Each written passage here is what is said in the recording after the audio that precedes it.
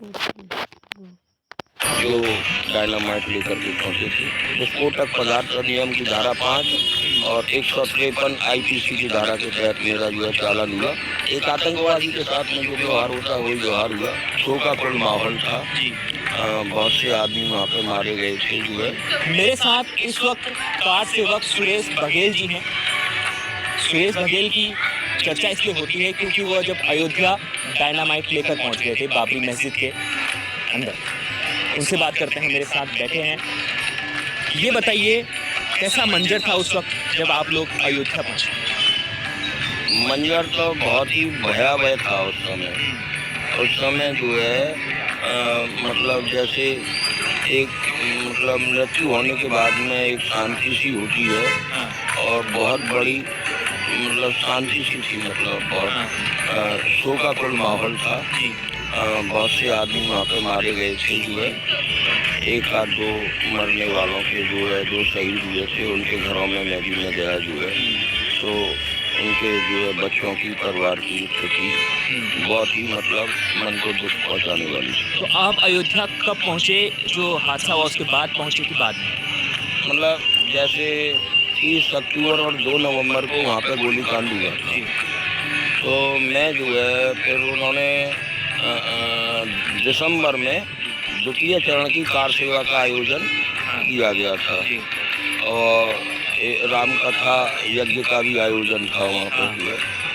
तो उसमें ये तय हुआ कि यहाँ से यज्ञ स्थल से जाएंगे और हनुमानगढ़ी के चौराहे पे वहाँ पे जो है अपनी गिरफ्तारी जो है दे देंगे। और पहले 6 दिसंबर को जो है गिरफ्तारी स्वामी वासुदेवानंद सरस्वती जी के नेतृत्व में वो गिरफ्तारी हो रही थी। मैंने कि ये क्या हुआ, ये यहाँ से गए और वहाँ पे जाके जो है पकड़ लिए और फिर वो छोड़ दिए। तो ये तो जो है वो मैं उस कार्यक्रम का विरोध करता हूँ। तो आपने क्या किया उस वक्त? उस वक्त मैंने ये किया कि हम विरोध किया उसी जनसभा में। तो मैंने कहा कि भाई हम लोग तो कार सेवा करने आए हैं, हम तो जो है ये सब जो है गिरफ्तारी से कोई हमारा नहीं देंगे, हम तो जो है। तो मेरे साथ में एक जत्थे ने जो है मेरा साथ दिया और जो है मतलब सड़कों पे जुलूस के रूप में नारेबाजी करते हुए निकले जन्मभूमि की ओर। तो पुलिस ने वहाँ पे जो है लोगों को पकड़ लिया? नहीं, मुझको नहीं पकड़ा। अच्छा, आपको नहीं पकड़ पाया? ना, मैं वहाँ से निकल गया और लोगों को पकड़ लिया। फिर मैंने सोचा कि कोई और बाबरी मस्जिद के अंदर कुछ किया था? नहीं, उस समय नहीं घुसा, उस समय निकल आया। फिर और लोगों से मुलाकात हुई। तो इच्छा यही थी कि प्रभु जी से प्रार्थना किया। किस तारीख की बात है? ये है 6 दिसंबर की बात है। 6 दिसंबर 90 की बात है। तो बहुत से लोगों की गिरफ्तारियाँ कर करके जेल भेज दिया गया और उस समय गिरफ्तार RSS वालों ने उनका सहयोग किया जो है जैसे असामाजिक तत्व बताते हुए हम लोगों को गिरफ्तार किया गया। आपकी गिरफ्तारी कहाँ पर हुई? नहीं, मेरी गिरफ्तारी उस समय नहीं हुई और लोगों की गिरफ्तारी हो गई, मैं वहाँ से निकल गया। तो फिर प्लान बनाया जो है कैसे किया जाए। तो मुलाकात महाराष्ट्र के शिव सैनिकों से हुई जो डायनामाइट लेकर के पहुँचे थे। महाराष्ट्र के वो पहुँचे थे? हाँ। अच्छा। उन्होंने जो है मुझको बातचीत के दौरान दिखाया डायनामाइट ये है। मैंने कहा हाँ ठीक है, ये बढ़िया है। हमने किया हो जाएगा काम। तो जो है मैं वहाँ पे जो है रात में योजना बना के हम लोग हल गए। हाँ, 8-9 दिसंबर की रात में हम लोग उसमें वहीं परिसर में, विवादित परिसर के अंदर ही पकड़े? हाँ, रेड जोन एरिया ही था। चारों तरफ सुरक्षा के मतलब जो है प्रबंध थे। CRPF की कस्टडी में था वो स्थल और भारी सुरक्षा फोर्स भी उस समय मौजूद था। मैं समझता हूँ 8 कंपनी CRPF थी। अरेस्ट कर लिया। गिरफ्तारी करने के बाद कौन से जेल ले जाया गया?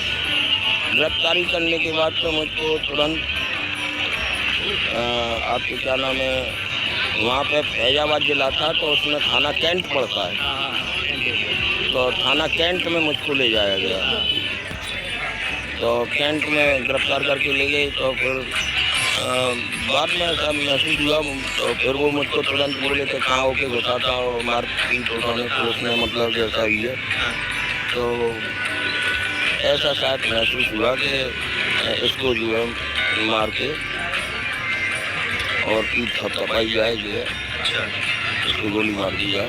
तो आपके साथ कैसा व्यवहार हुआ जब गिरफ्तार हुआ? व्यवहार तो अब एक आतंकवादी के साथ में जो व्यवहार होता है वही व्यवहार हुआ। वहाँ ले गए मारने के लिए, लेकिन प्रभु की कृपा हुई तो हमने वहाँ पे जो है, जिस समय वो मुझको मारने वाले थे उसी समय एक महात्मा वहाँ प्रकट हो गए। इतनी सुरक्षा के बीच में एसएसपी महोदय उससे भिड़ने लग गए और मैं फिर उसके अंदर फिर सीआरपीएफ के हाथ में चला गया। जब तक उसकी समझ में आता है एसएसपी के में, तो वो वहाँ से निकल चुके थे, मैं अंदर पहुँच गया था। कितने साल की जेल हुई आपको? पूरे मामले में फिर मेरा 10 दिन का रिमांड हुआ और 10 दिन के रिमांड के बाद में मेरा चालान किया गया, फैजाबाद जेल भेजा गया। विस्फोटक पदार्थ अधिनियम की धारा 5 और 153 आईपीसी की धारा के तहत मेरा जो है चालान हुआ, जिसमें जो दोनों बेले वाले पॉइंट से उसमें मेरी जमानत हो गई तुरंत। तो प्रशासन को लगा या सरकार को लगा कि ये जो है छूट जाएगा, तो मेरे ऊपर उन्होंने राष्ट्रीय सुरक्षा कानून जो है रास्ता लगा दी। बॉन्ड दाखिल होने से पहले ही, जमानत भरने से पहले, जिसकी जो है हाई कोर्ट में एडवाइजरी के बोर्ड के सामने पेशी हुई। 3 जजों की परामर्श होती है वो, तो उसने जो है रास्ता मेरा कन्फर्म नहीं किया। और जब प्रशासन को पता चला ये रास्ता से भी छूट जाएगा, तो सरकार मेरे ऊपर टाडा ले आई है और मुझको टाडा में निरुद्ध करके लखनऊ स्पेशल कोर्ट लखनऊ थी, वहाँ पे जो है लखनऊ ट्रांसफ़र करेगी। जिसका ट्रायल 97 तक टाडा में मामला चला। वो 97 तक मामला चला? हाँ।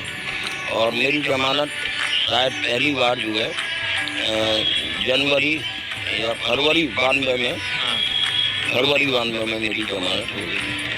तो उसके बाद जमानत हो गई तो कारागार में जाने का फिर आगे क्या? कारागार में जैसे सरकार बदली, 97 में केंद्र में भी सरकार बदली, राज्य में भी सरकारें बदली। 93 के इलेक्शन में मुलायम सिंह की सरकार बनी सपा बसपा के गठबंधन से, और जब केंद्र में बनी तो फिर टाडा कानून समाप्त हुआ। लेकिन मुझको उठा के उत्तर प्रदेश सरकार ने जेल में डाल दिया। कितने साल? मुझको 114 दिन जेल में डाले रखा, जो है कोर्ट में भी पेश नहीं किया। जब मुझको अदालत में पेश किया तो बहस हुई, तो मैंने कहा साहब 1300 मामले वापस किए गए। सपा बसपा सरकार जब बनी थी उसमें 1300 मामले टाडा के वापस हुए थे उत्तर प्रदेश में, जिसमें शायद मैं समझता हूँ एक भी जो है टाडा का मामला किसी हिंदू का नहीं था।